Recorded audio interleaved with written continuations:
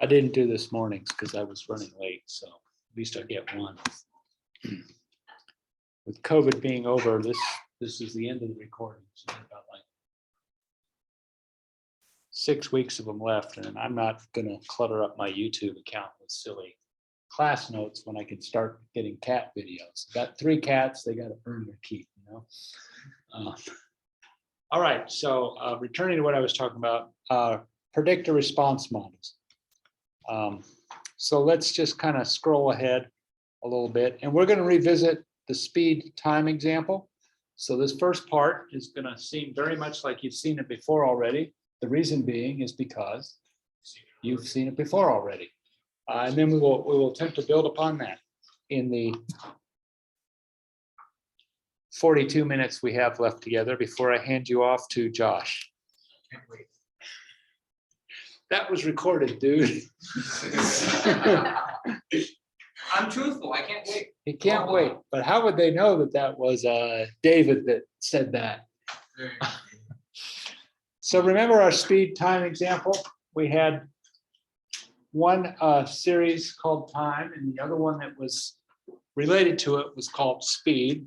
Very interesting. You can almost make a movie by that. Oh, it's been done. Just by way of review, since this does have some Pythonicism in the class, time is what kind of data structure? You want to do a multiple choice? I'll suggest some answers. You all guess the correct letter of the alphabet. A, it's a tuple.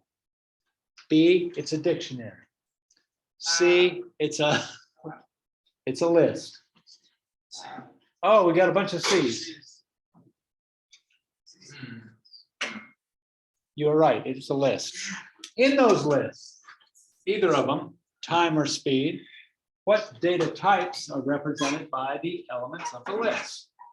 Are they A, strings, B, integers, C, floats, or D, booleans? C, floats. Why did you pick C? You're correct. Why? Because there are decimal points and then characters. Because some of them have decimal points.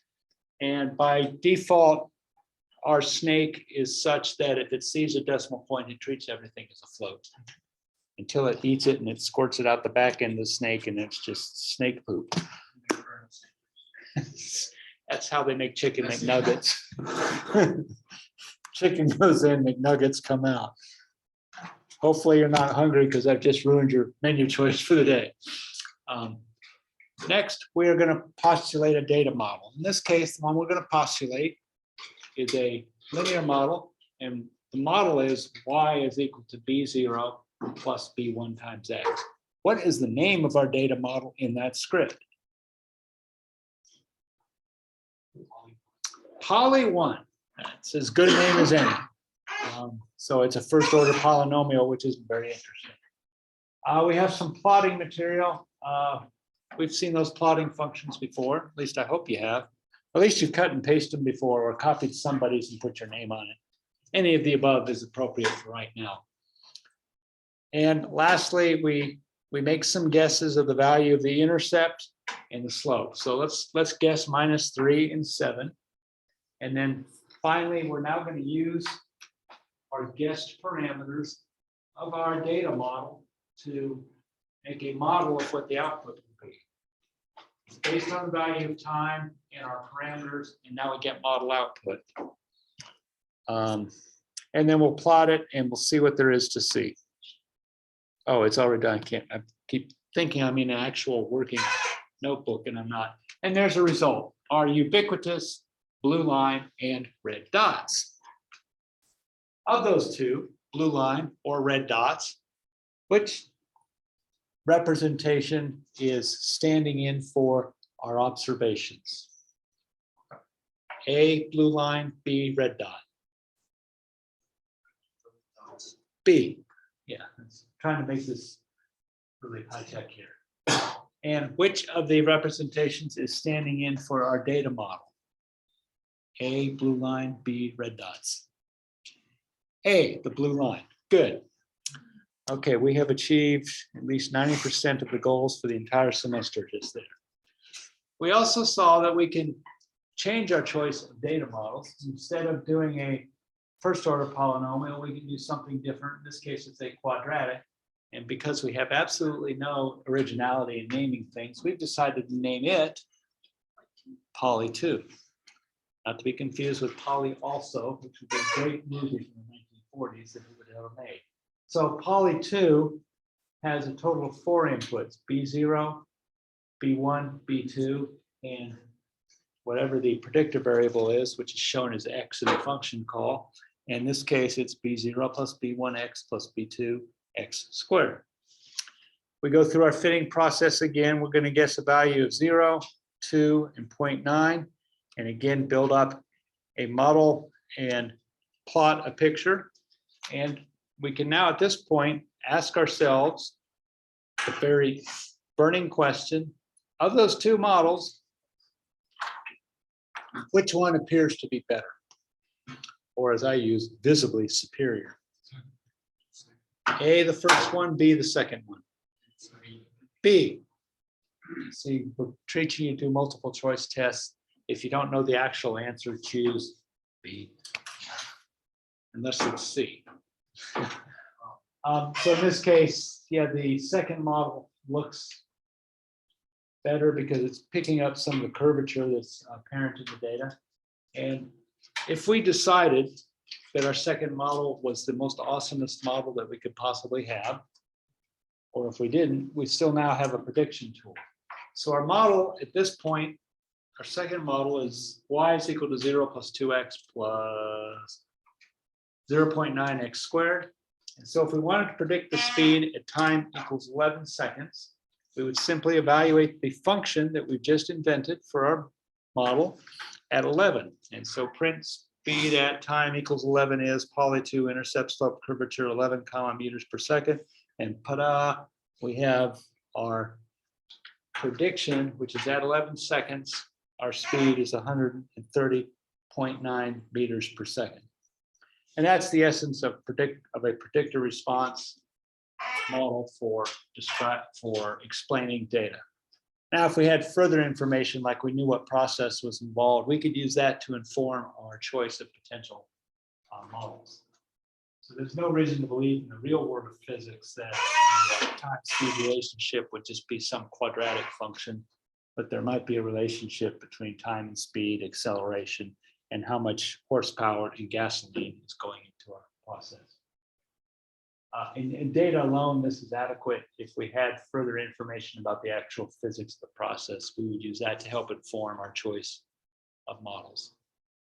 And that's a fairly important concept that if none of the rest of this class makes sense, yeah, most of you that are showing up, you're going to pass, so don't sweat that. Yep. Consonants for sure, vowels maybe, but you're going to pass. You're not going to have to take this class again with me. If you really like it, you'll. Pardon? You're going, aren't you telling us that a little bit early? Aren't you supposed to wait until the last 2 weeks of the semester? It was joking, just kidding. I like this. It's like Sure. It's like 80 degrees outside right now. We're only in here because there's air conditioning. And it's going to get worse as it gets closer to the beginning of the actual spring. I think this is a false spring. My weather forecast had a snowflake later on in the week. It could have been just a mistake. So let's look at a few different common data models. Everybody ready for snowflakes? You put away all your warm clothes? Nothing but t-shirts and shorts? Yeah. Snowflakes show up, even look pretty fun.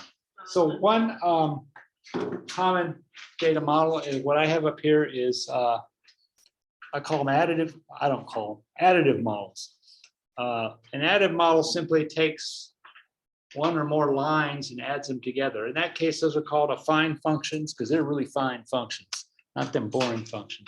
So in our example above, we had only a single predictor variable, which was time, and we predicted our output, which was speed. But we can have multiple predictors. So here's an example up here. If there are multiple predictors and they're additive, the resulting data model would look something like y is beta 0 plus beta 1x plus beta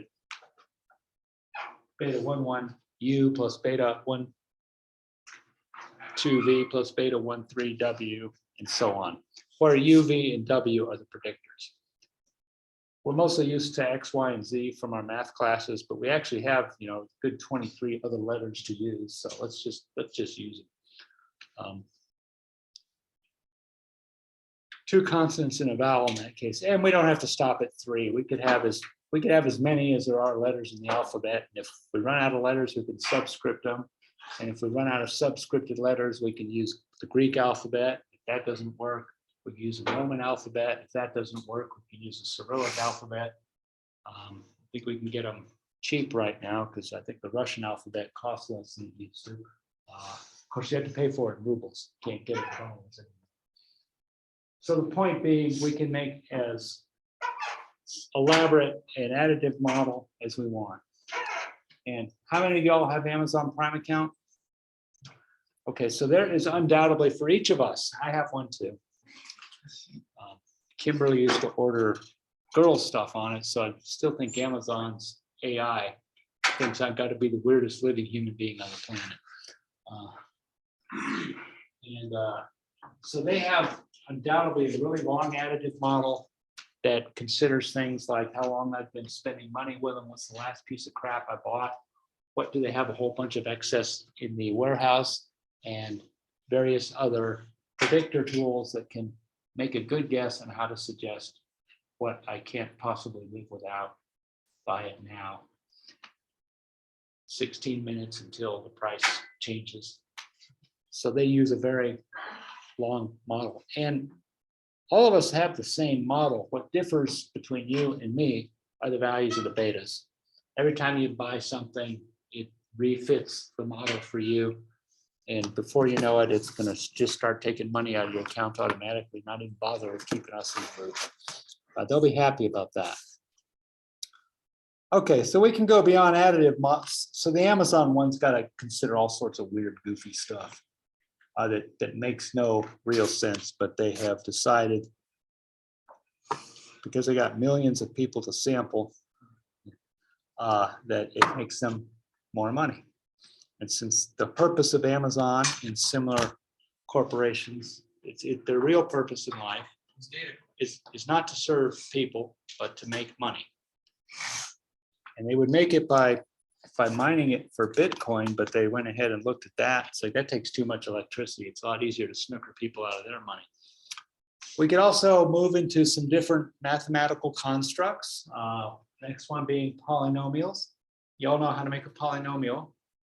You take a parrot, you duct tape its beak shut, and then it can't eat. So it goes polynomial, I'm hungry.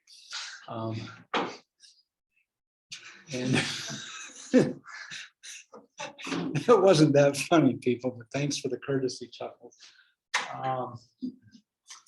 So in the example just prior to it, we had things added together. And the predictor variables themselves weren't very interesting. They were u, v, and w, but we can multiply them by each other or by themselves, and those go by the generic name of product models. So for example, here's one potential one. They would look something like y is equal to b0, b11u, b12v, b13w plus b21u squared, b22 uv, b, come on, give me the scrolly thing. There you go, scrolly thing, long ass thing. And call them a product model because now we are multiplying predictors together. We can make that as elaborate and goofy as we want. And again, until we run out of letters of the alphabet, numbers of the number bet, and superscripts and subscripts. If the product model is simply powers of single predictors, those are formally called polynomial models. So for example, the one you have up there, y is b0, b11u, b21u squared, b31u cubed, b41u to the fourth, and so on. And in that particular construct, we often store the coefficient list. Those betas are stored as a vector, and we store the necessary values of the predictors in a matrix called a design matrix. And we're going to see an example of that in a second. I forgot to mention something when we're back up here in additive models that actually applies to the other ones too. those predictor variables u, v, and w, given a choice, we want them to be not correlated to one another. So for example, if you represented this room is roughly square. Actually, it's got a little triangular part where I am. No, it goes like that and like that. If you all rotate 45 degrees Celsius or 32 degrees Fahrenheit, it's roughly square. So the length of this wall and the length of one of those back walls is about the same. So what's the area of this room? The length of this wall times is the one of the back walls is the area of the room. So if we use the room area as a predictor of how many people we can stuff in the room, and then decided, well, that's not a good enough model. Let's go ahead and also include the length of the diagonal. Now, it's the length of the diagonal, it all correlated to the area of this room. Oh, hell yeah. The length of the diagonal is the square root of the area of this room times the square root of 2. So that's a pretty, maybe it's divided by the square root 2. But anyway, it's pretty strongly correlated. So knowledge of both gives us no additional information. So that would be an example of correlated variables.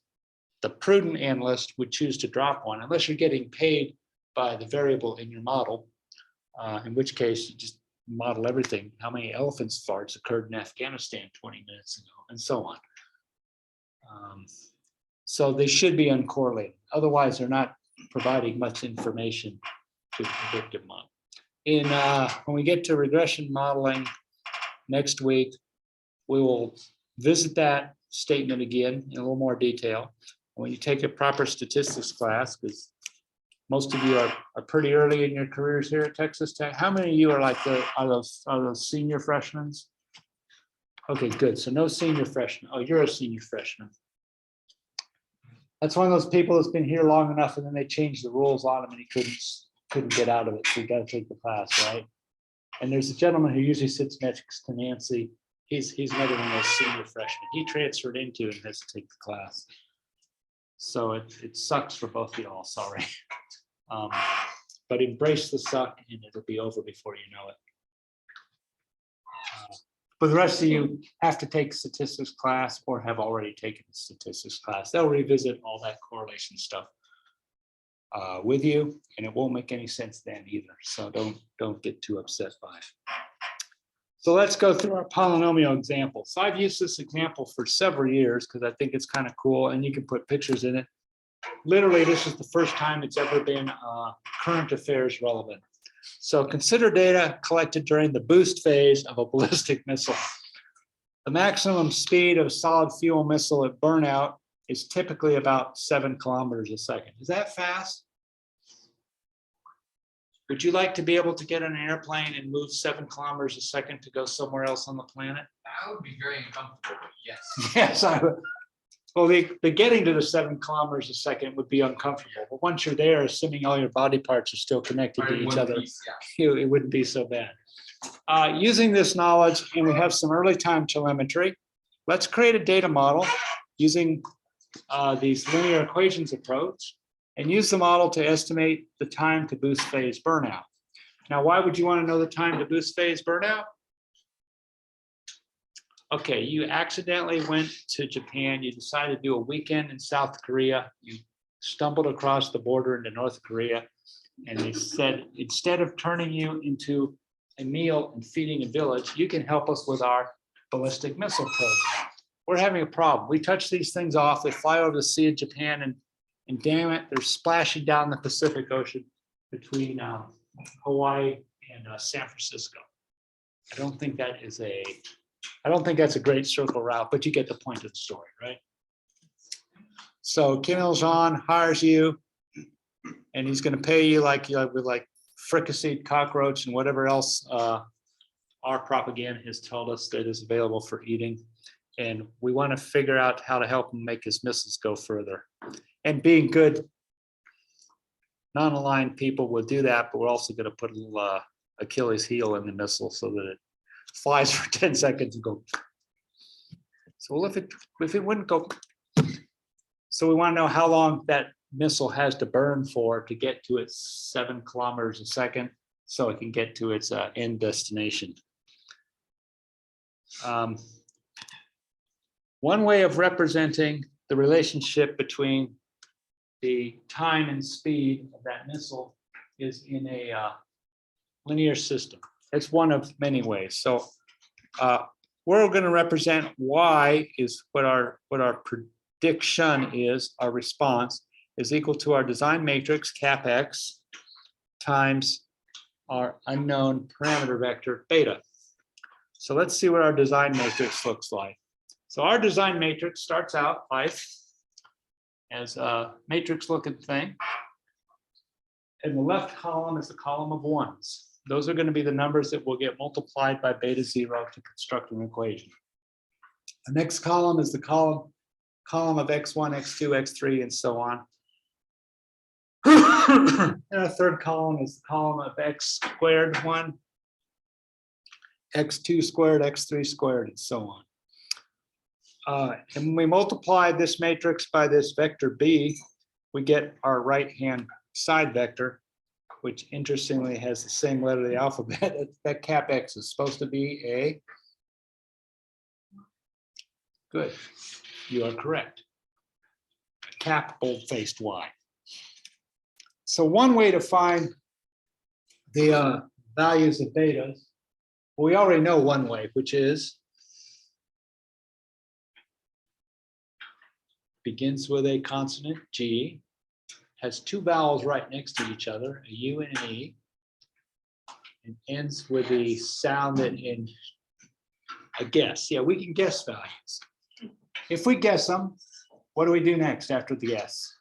You're on a roll, Sandeep. You're like 1 for 1. So let's see if you're gonna play Russian roulette, okay?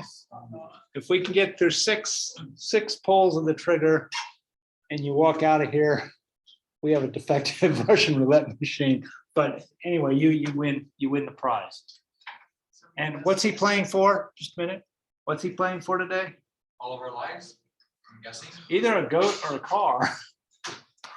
Get in the car. You gotta get the car. You got this. Okay. So what? Oh, now I got all screwed up. So okay, you make the guess. We've guessed values for beta. What would you do next?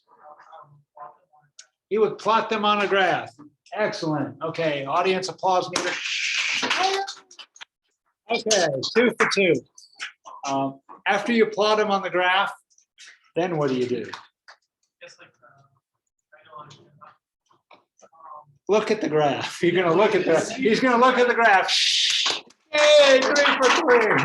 Applause meter. What are you looking for on that graph?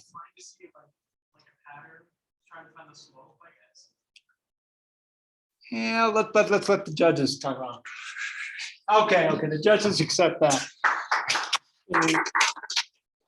And you're looking for how close the blue line is to the red dots, okay? If they're not close enough, what do you do next?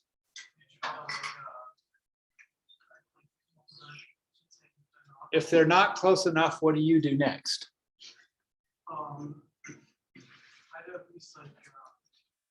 Would someone from the audience please help them? What she said. Make another guess. Yes, exactly. Yes. Okay. That's 5 for 5 or 4.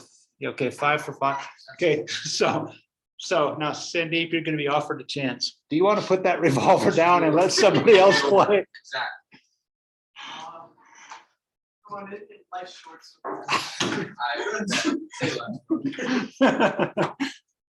The correct answer would be yes. I've just told that 5 times ago. So yeah, he described with a little bit of coaching, and thanks for playing along, being a good sport. How you would do it by trial. That method's called trial and error, guess and check. I can't see my neighbor's paper, so I guess I have to do it myself. Another approach is if we had a way of solving that system, which we do, we'll get to that in a second, we can possibly get it directly. But let's go through Sandeep's method first, because amazingly, he knew exactly what I was going to do next. So we'll start with our data. And again, we have 2 objects here. One's called time and speed. and the prior set of questions are also the same answers. They're both lists, they contain floats. And then we will postulate our data model, and Sandeep decided to start with a polynomial. So he took his parrot and starved it for a while because it's hungrier, and so it'll find the answer faster. Because if you're using parrots to go find answers, you want them to be hungry, so they don't just sit there and laze around up in the trees waiting for mint juleps or whatever they drink in parrot land. So it's a second order polynomial. In this case, the input, the predictor variable is named time. That's just coincidental. It's just a quadratic equation. And because Sandeep wants to be able to inform his guesses for his next guess, because he realizes this is a form of Russian roulette, he's got to get it in 5 guesses or less, because if he takes that 6th guess, it's, you know, it's curtains. So he's created a function that's going to evaluate the difference between 2 values, square them, and return that square difference, and we'll add all that up, and that'll be our sum of squared errors. So Sandeep made his first guess, 0.2, 1.5. And we're going to see shortly how good your guess was. I think he's going to do okay because he's got a morally superior computer than the rest of you all with those.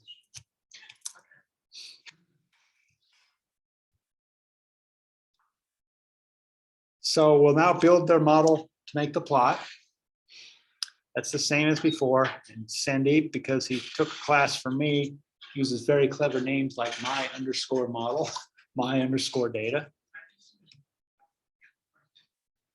So did I. Cool. And now he's going to evaluate the model fit. And here he used what type of computational structure? You don't have to answer it, man. You've survived 5 shots.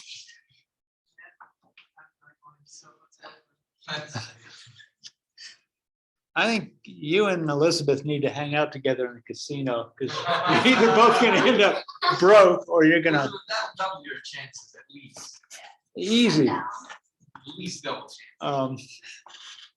So we have an error calculator, plotting tools unchanged, and now we'll go ahead and build our plot. We actually have done some fun stuff because we decided that if we have to change our guesses, it'll be a pain in the butt to go back up and look at it. We'll have it printed right on the thing. We fire the thing off, and Sandeep's first guess, y is equal to 0 plus 0.2x plus 1.5x squared, produces that blue curve and those red dots. And a sum of squared errors of 2,288.29. I'll pull up the actual thing. We'll make it change in a second. So our equation represents the blue line or the red dots on that picture.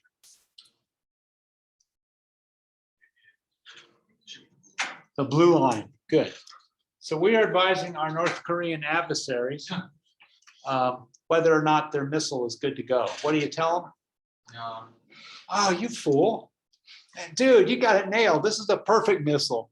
They think it's going to make it all the way to San Francisco and it's going to splash slightly east of Hawaii. What could go wrong there? Why is it going to splash slightly east of Hawaii? Because we're greatly over predicting the missile's ability to get up to speed in any particular period of time.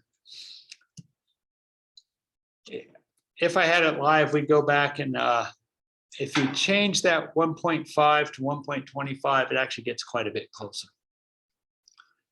Instead, because Sandeep had a class from me, he knows that he could just solve the linear system and dispense with all this guess and checking stuff and try to get back to a place where they have food quicker.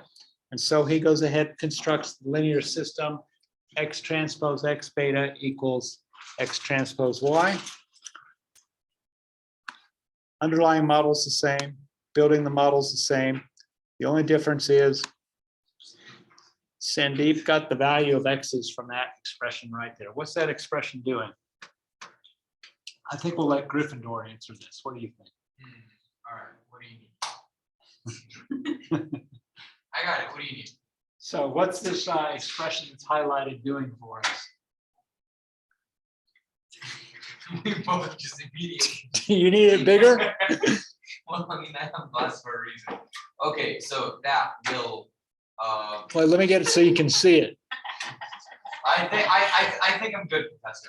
You good now? I think that's pretty. It's barely fitting on the screen. Yeah. No, I don't think it's doing that. You think? Okay, so it's just going to solve the equation that's above and just. You remember the equation from memory? It's up there. Oh, fair enough. Smart ass answer to a smart It ass is up setup. there. So You zoomed out. If you didn't zoom out, I would have possibly told you. when the equation appears on the screen, tell me to stop. No, go back. When the equation appears on the screen, tell me to stop. It already appears. It's the solution to that Okay, equation. yeah. Okay. So that's all that does. Let me get this back to a size for a normal human being. Oh, there's a rocket ship up here. How appropriate for my example.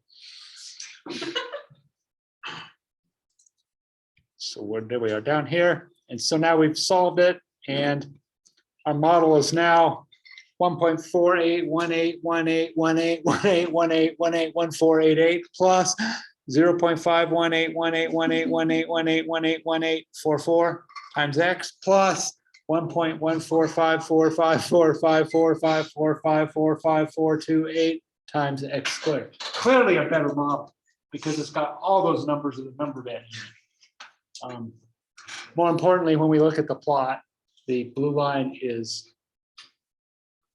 arguably going through the what little data we have quite a bit better. And look at what the sum of squared errors is in that point. We've gone from 2,280 to 75.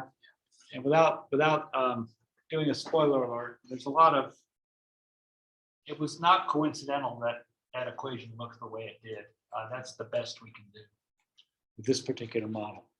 And then we would go ahead and start guessing our time to burnout. And if we guessed 77 seconds according to our blue model, it would tell us that at burnout, when the rocket red glare isn't red glaring anymore, is 6,832 meters per second. But we've already done our orbital mechanics, and we know we have to hit 7,000 meters per second. So what's our next step? What would your next step be? Fix it. Okay, I like the sentiment there. What do we need our rocket engine to do? If we have to ask our one rocket scientist, Yeah, exactly. Elizabeth, what do we need our rocket engine to do? Provide for us. Well, technically, she's not wrong.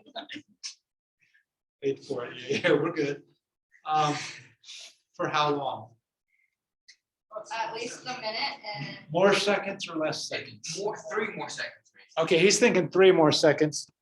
Why don't you guess 2 more seconds? Okay, 2 more seconds. So we will, if we can find the damn thing.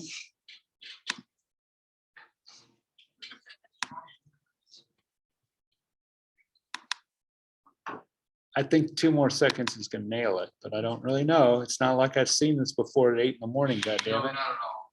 5 hours ago, according to my computer. Okay, so here we are. We're in the source code of the document itself. So we'll change, if we add 2 more seconds, so in the case of these solid fuel rockets, at least in that part of the world, they're not as good rocket scientists as we are. So they need to make the thing, at least their metric, 0.3 of a meter longer. You get that much more fuel in it, it'll burn for 2 more seconds. Although the smart thing would do, just get a stopwatch that runs faster. So we'll change our guess from 77 seconds to 79 seconds and see what happens. I got to load everything back in or it'll be very embarrassing. You know what would have happened? The pink box if you're awesome. How come it ignored me? Still says 7 seconds. Hush. There we go. There we go. 79 seconds. We got to 7,191. Oh, Jesus, we overshot. We're aiming San Francisco. We just took out Sacramento. Bummer. the state capital of California. No, yeah. I was about to say, All the oh, remaining dear. Californians are, thank you. We're spared. Let's try Try 78. 78 seconds. Too many good. And that's 10 meters per second too fast. The ranchers. We've just taken out Oakland, California. That's okay. We got more missiles. They launch 3 and 4 at a time. Because like me, they have no idea what the right answer is. Ooh, you didn't like that? It doesn't like the double float. A float of a float.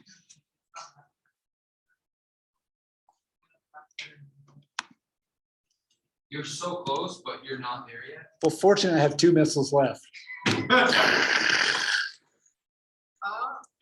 Ooh, so the last one, Can't imagine how they did this without computers. Would they actually have built like 15 test rockets and like 14 of them would have either overshot or undershot? yeah. Okay, so you get the idea, all right? Yeah. That would be how, and Cindy being a superior and lucky programmer who can shoot himself in the head 5 times and not have it go off, would be able to get it. So some other model possibilities. Another mathematical structure that you'll see is the power law model.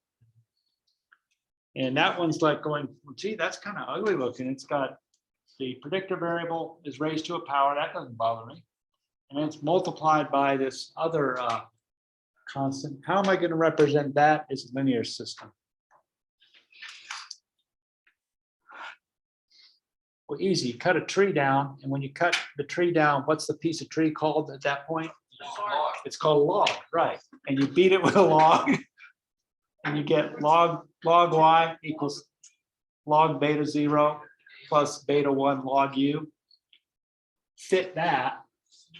You get the blue curve going to the red dots just fine. And then once you have the parameters, you inverse transform it back into the, unlike real world, you actually can put the tree back together. And then another type of model is a logarithmic model. That's where the log's already been done for you. Somebody else cut the tree down.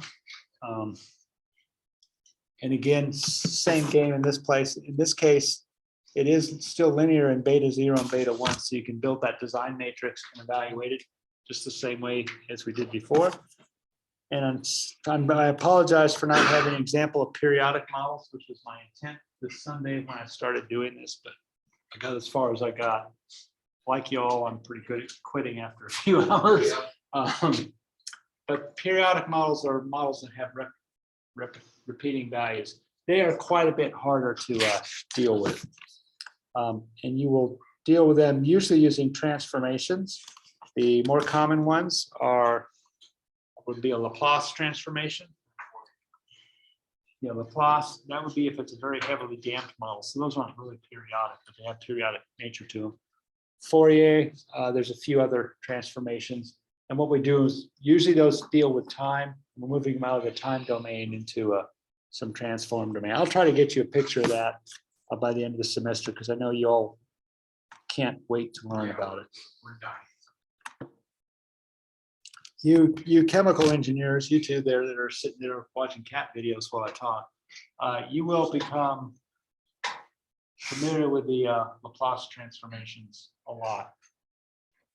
And they probably won't make you do it yourself. They probably have actually pre-built software that does the forward and reverse transform for you. Back when dinosaurs roamed the earth and I went to school in one room college, we had to do them ourselves. That doesn't mean that we're any better. We would have done a lot more if we had a machine that did all the heavy lifting for us. Let's take a quick prelude to your laboratory so you can see it. And then we will adjourn for the day and you can go and josh around. Okay, so your laboratory is to go through these steps with a particular database. You are told what model you're going to use. It's just to get you some practice building it, and you actually get to offer an opinion. Last question at step 2 is, in your opinion, which mapping of total drainage area produces a more useful graph? That's an opinion. Do you know how to get the right answer for an opinion question? There's no right answer. Do you know how to get a wrong answer for opinion All question? wrong. Okay, good. You've got the message that, so asinine as it sounds, get in the habit of offering opinions or conclusions, because I'm not going to be too mad at you. I might curse you out while I'm grading it years from now, but it's like, good, at least they're expressing an opinion instead of trying to figure out what does the professor want so I can get the hell out of here and get on with my life. I'm not a fool. I know that's going through your minds. That's fine. That's normal. As is this interaction. And then let's go. Let me actually give you, how come this thing's so big? It's almost like I was making a fool out of myself. So let's go see how you might attack lab 24. The reason I'm showing this is I listened to this morning's lab and it hurt me to listen to it. So I decided I was going to work the lab while they were all joshing around. And I got, so you download the database. The database is here, Watershed CSV. And regardless of what he says, if you download it correctly, it does pick up the first column correctly. So just grin and bear that as he discusses that. And I decided to name things into predictor and response, our data model, or intercept. And I have a little trick here, which will make the plots look better. It doesn't change anything, but it makes the plots. And so there's my first plot, blue line, red dot. And since Sandeep has survived, we need to pick, you get to pick on the next person who's going to get browbeaten with answers. Somebody help him out. Robert, you ready? You gotta pick some. Okay, we got Robert. Blue line, red dots. Is that a good model? Do you like that model? Is that your favoriteest model in history models? I'd say it's decent. He says it's decent. For the scattered plot. Argue that. How do you tell us how? Oh, don't quit now. We still got you for another hour, dude.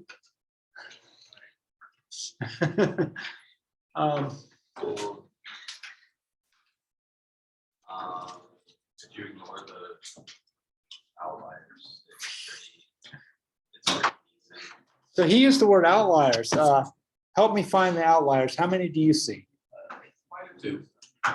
See that one and this one?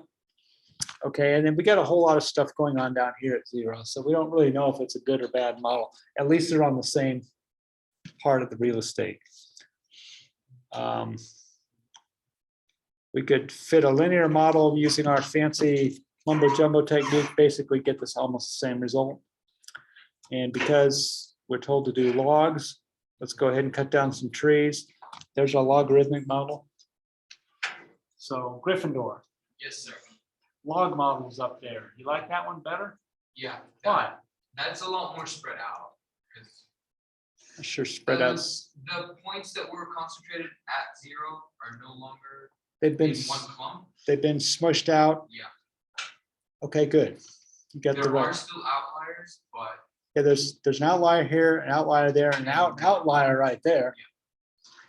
But the transformation in this particular case conferred some advantage. And that's the whole point of being able to make different models, is we don't get stuck with one. And then if you want to be real fancy, this is weird. you can try to put curvature. There's no reason curvature should fit this particular data. That was just me playing. And even though that kind of plot's sort of cool, that is actually a really shitty model. Nothing fits. Really. Like But- you don't see a general trend in the data. Yeah, that's a really crappy model of the data. Okay, and then you have a homework assignment associated with this. We'll go take a look at that. Where's the homework? Right there. Nope, not the HITML, not the copy, that one. You get to build dive computers. So there's a scuba duba diver there. It's got a little bit of history on scuba duba diving, and there's a readout of a dive computer. That one happens to be a helium oxygen mixture computer. And you actually have to have training to know what the hell those numbers mean. Although they're in red, so it must mean that guy's about to die. And dive computers revolutionized at least recreational diving, because in the olden days, when dinosaurs roamed the earth and Dr. Cleveland's used to go scuba diving, which was somewhere around then. Dive computers existed. The Navy had them, and you could buy them, but they were $8,000-10,000, and all your dive crap would be like just shy of $1,000 for everything. And who's going to spend $8,000 on something? 8 times. It's battery powered. You're going to go into salt water with it. Oh, that's just a no-win situation. It's like taking a cell phone. Anyone ever taken a cell phone in salt water? Yeah, I've lost 2 that way. Not lately, but so this green shit comes out of it. That's the battery dying. That's the battery just giving up its batteriness, and you can never fix those. So they started development of dive computers in the 50s, and what they do isn't all that intellectually sophisticated. The dive computer relieves you, the human being, of having to interpret dive tables and do dive planning charts on paper, which you should still do anyway. But if you're underwater and you see a shiny object, you're at 90 feet, and you see a shiny object, that looks like it's 135. I just bounce down there and I'll pick it up. And when you get down there and you grab the object and you look at your depth gauge and you're 175 feet, you go, oh, shit. It took me about a minute to get down here. Your dive is done for the day. You stuff the shiny object and tie it to yourself because it was a big offshore fishing rig. It was probably worth $300. So it was worth almost dying for. And then you're burning the rest of your bottle of gas waiting to get back to the surface 30 minutes later, trying to make sure that there's no air left in you in it so that you don't get the bends. And you did get a little bent, so you did the thing that all young people do. Just gone through decompression sickness. What's the smartest thing to do? Let's go to the bar by the beach and drink it off. So nowadays it's done in the dive computer. The dive computer can manage that computational workload for you. Because it's not terribly hard, but you have to keep track of your time at depth, how long you're allowed to be at depth. You have surface interval times that you can get credits for every minute you're on the surface. And trying to do that in your head is just stupid when you got a perfectly good machine that can do it. Modern machines can handle the exotic gases, which in the 80s you couldn't. So your homework problem is, here's some data. Build a dive computer off of this data, basically fit 2 models to it. And then you have the extra added bonus feature. Your dive computer is going to be better than these commercial ones that are a few thousand apiece, because your diver is going to be able to tell them how deep they are, and you're going to be able to tell them how long they can stay at that depth with or without a safety decompression stop. Not a very hard problem, but somewhat relevant. That's what goes on inside a dive computer. And it probably isn't being done by freshman engineering classes as part of a homework assignment, and they code it up in the actual computer and sell it on the market. Amazon Prime customers. Are there any questions? Well,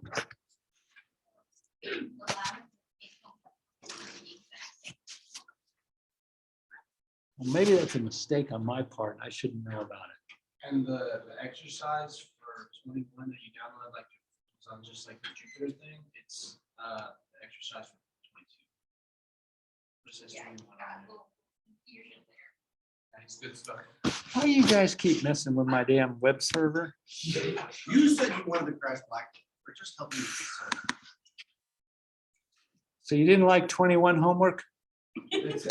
Well, we didn't like any homework, just this one specific. So that's your 21 homework right there, right? Deliverables, working scripts.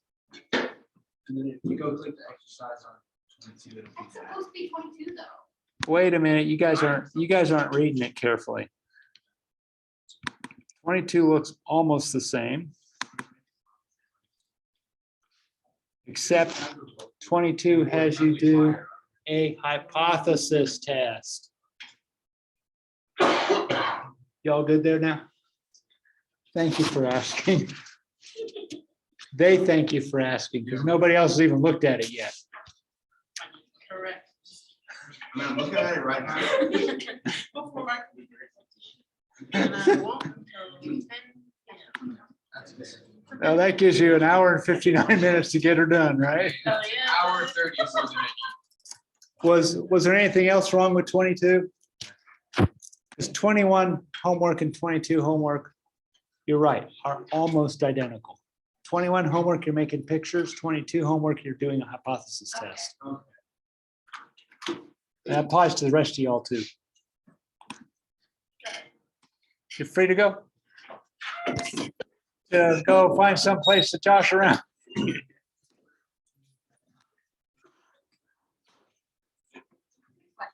Yes, ma'am? You say deuces, right? As goodbye, right? Deuces. This is, Do you not know what that means? I've not heard It that. means goodbye. Okay, Okay. deuces to you too. Yes, thank you. Like I told other my friends, that nobody's can't be new. I'm like, her now. Well, maybe it's, It's like an old slang. I'm gonna look it up on the internet right now. It means goodbye. Anyways, bye. Bye-bye. Which it's gonna be interesting. It's gonna be very interesting. I really like if you guys have like